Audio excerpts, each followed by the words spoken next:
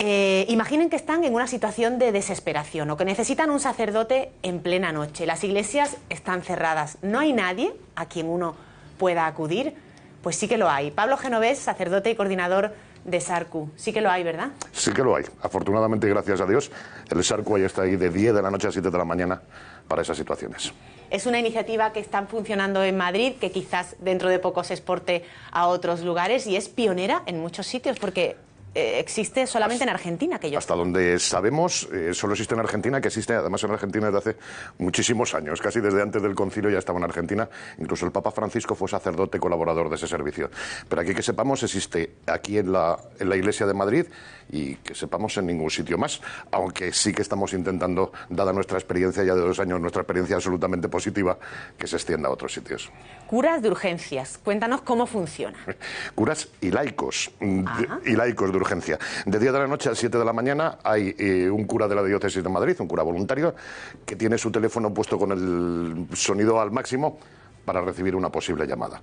Una posible llamada que puede ser pedir un sacramento, generalmente una unción, aunque como comentabas tú antes en la presentación, también tuvimos una boda in articulo mortis, que decimos así en plan técnico, una boda de una pareja que él en concreto estaba falleciendo.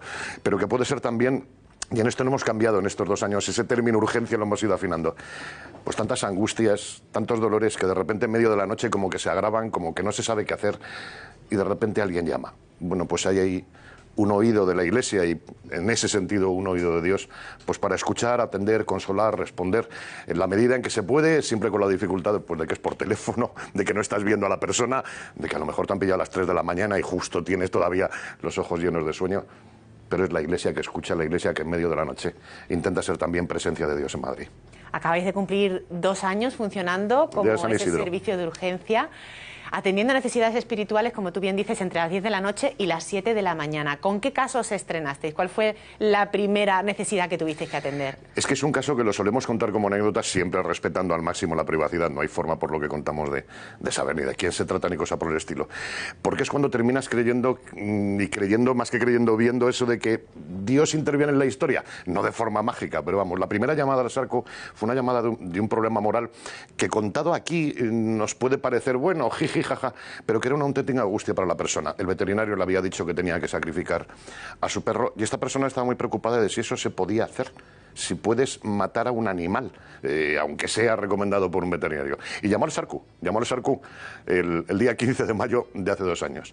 Le cogió un sacerdote diocesano de Madrid especializado en perros de rescate, especializado en el trato con animales, especializado en todo esto. Fue evidentemente casualidad, no va más, pero casualidad providente de que justo el cura que la atendió pues fuera un cura que supiera de esto. ¿Y desde entonces cuáles son los casos más habituales? Los casos más habituales, más o menos de cada 3 llamadas, más o menos, esto haciendo una media, no es que ocurra así todos los días, de cada 3 llamadas una es salida, y las salidas han sido todas para unción de enfermos, excepto ese matrimonio que contábamos antes, y una asistencia a una familia difunta que tenía que llevarse el cuerpo a otro continente, en fin. Las llamadas más habituales son preocupaciones morales muy serias, preocupaciones morales que a veces piensas, bueno, y no la podría consultar en su parroquia. Hay que decir que hay gente que aprovecha el anonimato, dice, yo esto no quiero que se sepa en mi parroquia, y eso en el cura de mi parroquia, que evidentemente va a mantener también la confidencialidad, pero eso nos parece muy respetable, el respetar a la persona. Y luego angustias, soledades, dolores, a veces muy hasta el extremo, a veces incluso la vida ya no me merece la pena, estoy pensando qué hacer, Dios me perdonará si me suicido. Esa pregunta la hemos tenido varias veces en estos años y ahí hay que ponerse en marcha. La vida se acelera, el corazón se pone a 100, te agarras al Señor Jesús e intentas contestar espiritualmente pero también humanamente. De hecho, el año pasado la formación la tuvimos junto con el SAMUR, nos la impartió el SAMUR, sobre todo el tema de suicidio, qué hacer ante posibles señales, ante posibles ideas. Los datos de vuestra actividad hablan por sí solos, ¿verdad, Clara? Pues sí, el SARCU está operativo durante toda la noche de 10 a 7 de la mañana todos los días del año, siendo el único servicio de esta clase en España y Europa. En América solo está presente en Argentina. El SARCU está compuesto por 52 sacerdotes de Madrid que están de guardia para atender casos urgentes y graves, como personas cuya muerte es inminente, situaciones de peligro vital, físico, psicológico, grandes accidentes y catástrofes o violaciones de los derechos humanos que requieren una rápida actuación, entre otros problemas. Las llamadas que más se registran proceden de jóvenes y mayores y en menor medida de las personas en edades comprendidas entre los 40 y 50 años. En estos últimos meses el SARCU de Madrid también está atendiendo por teléfono y a través de Internet a gente que solicita ayuda desde México. Además, este servicio está preparado para, en caso de una urgencia masiva, activar a todos los sacerdotes colaboradores a cualquier hora del día o de la noche.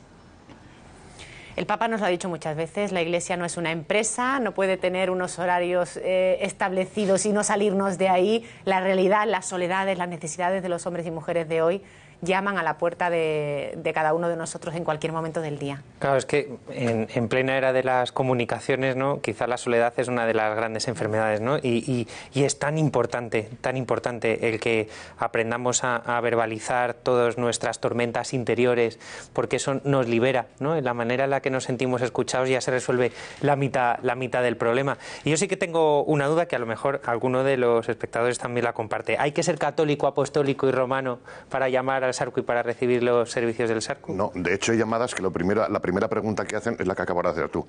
No soy católico, no soy cristiano, hemos tenido también alguna, ni mucho menos. El dolor del hombre en el Evangelio no tiene ni religión ni nada. El dolor del hombre es el dolor y ahí nuestro Dios le escucha, sea cristiano, no sea cristiano, o sea lo que sea. Es lo de la urgencia que le decías tú bien, ¿no? De hecho, perdón, en estos 2 años, si hemos tenido que redefinir algo, es esa palabra, urgencia. Sobre el papel es muy fácil escribir al principio de que empezáramos, pues esto es urgente, van a ser este tipo de urgencias.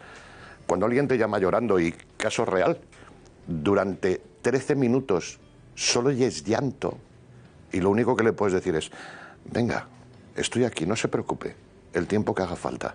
Venga, sí, y sigue llorando, 13 minutos de reloj.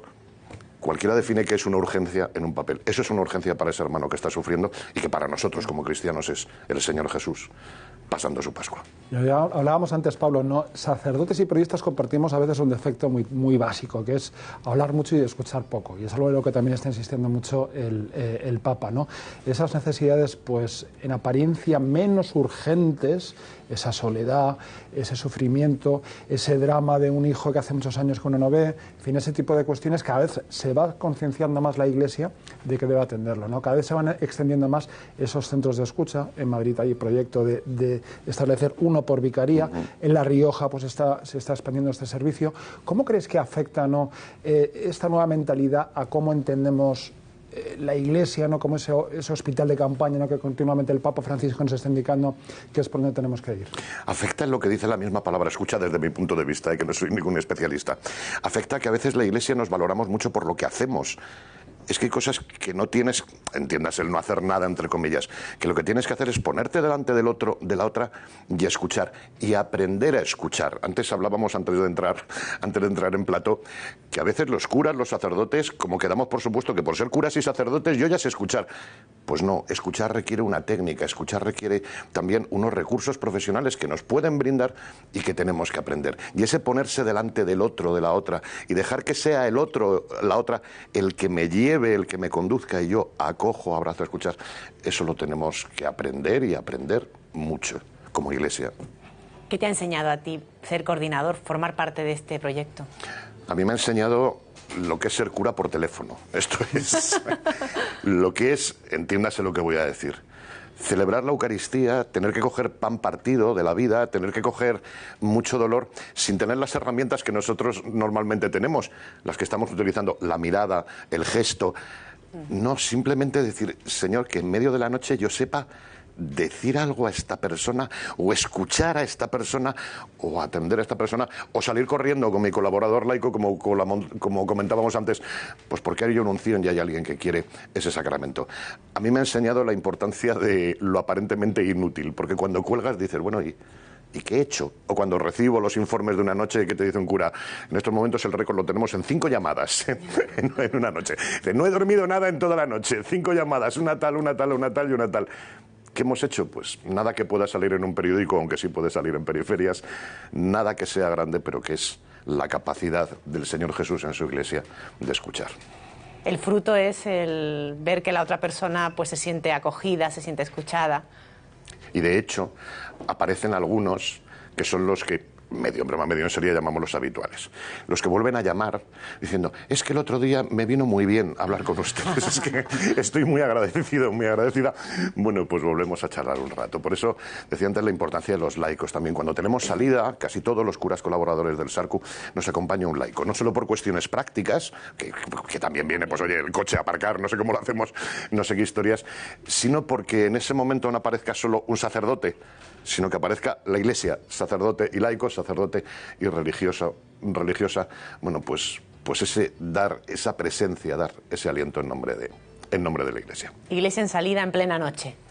Lo que toca y cuando toca y cómo toca, y no hay más. Igual que lo que decía antes Laura, ¿no? Tenemos llamadas desde México, tenemos llamadas desde Francia, tenemos llamadas de otros países. Pues en teoría no son nuestras. Podríamos decir, perdone usted, que esto no es lo nuestro, lo siento. No. ¿Cómo no vamos a abrir los brazos? Llame usted desde México, llame usted desde donde llame. Claro.